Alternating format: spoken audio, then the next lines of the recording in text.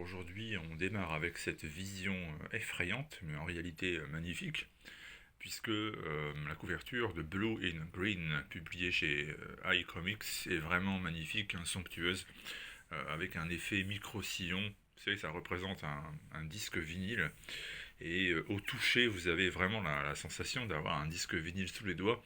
Superbe, superbe couverture, aussi bien à l'extérieur qu'à l'intérieur. Alors, pour une fois, donc commençons par décrire l'objet parce que c'est du très beau, c'est quelque chose qui peut vraiment inciter à l'achat, hein. Il y aura certainement des gens qui vont se laisser tenter dès la couverture et puis dès l'intérieur également en feuilletant les premières pages. On a l'impression d'avoir presque du Bill Sienkiewicz sous les yeux. Alors ce n'est pas lui, évidemment.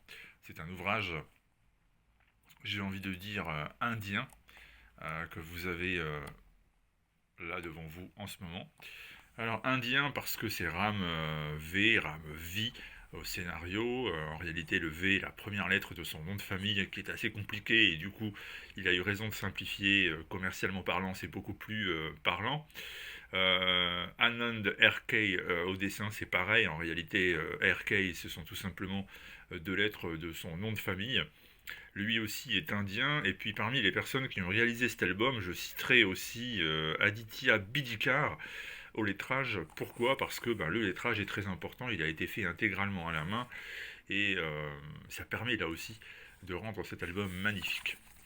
Bon, au-delà de tout cela, de quoi s'agit-il? Eh bien, un homme tout simplement qui s'appelle Eric Dieter. C'est un saxophoniste, un musicien de jazz. Il est vraisemblablement très doué. Mais vous savez, dans la vie, être doué, c'est pas suffisant. Parfois, on passe à côté d'opportunités. Et puis, finalement, on ne parvient pas à réaliser les rêves que l'on avait lorsqu'on était plus jeune. C'est tout à fait son cas.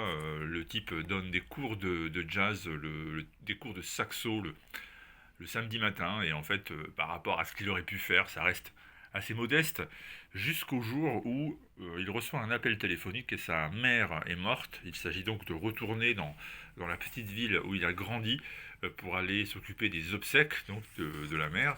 Là, il va retrouver aussi sa sœur. Alors la sœur, elle, s'est longtemps occupée de la mère, elle est restée sur place, elle a été dévouée à celle qui était malade, tandis que Eric, lui, est parti, d'autant plus qu'il a des souvenirs du noyau familial qui ne sont pas exactement les mêmes que sa sœur. Il a vraisemblablement des expériences un peu plus négatives, ce qui l'incite à ne plus revenir.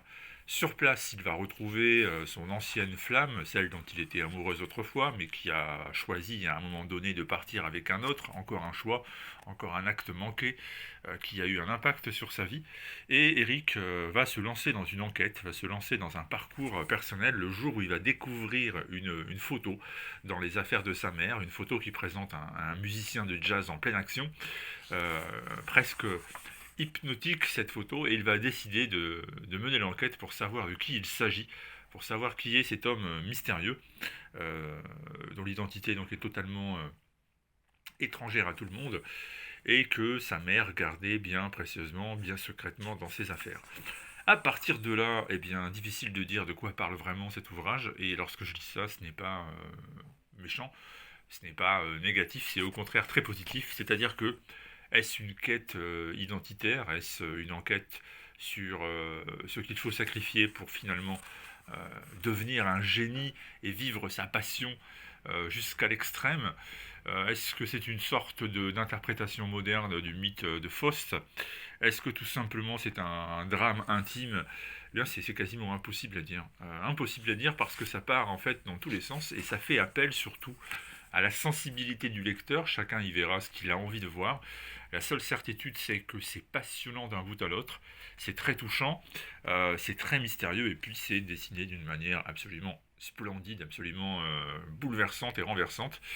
Et donc j'ai adoré Blue in Green parce que c'est le type d'album, je répète, qui recèle à chaque page des couches superposées de lecture possible. C'est vraiment très très beau, vraiment.